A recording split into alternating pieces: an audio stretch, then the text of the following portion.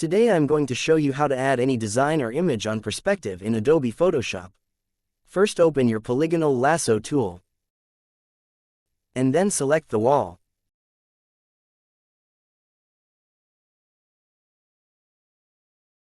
Press Ctrl J to cut the wall from its background. Then right-click and convert to Smart Object.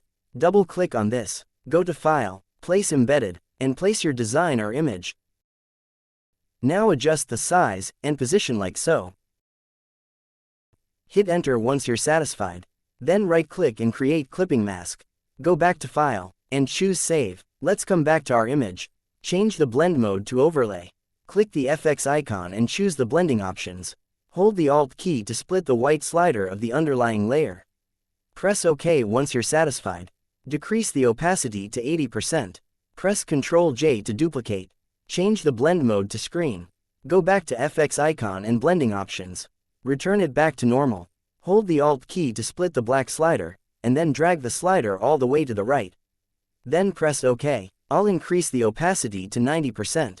Select the two layers by holding down Shift key, and then press Ctrl G to place them into a folder group. Disable the group layer. Select the background. Just pick any selection tool that you like. So I'm just going to use Pen tool. Make a path of the areas which are covering the wall.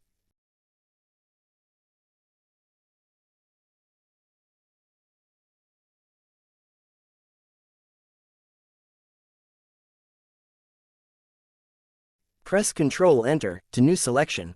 Now enable the group layer. Click on the mask button, and then press Ctrl I to invert. And that's it. Thanks for watching.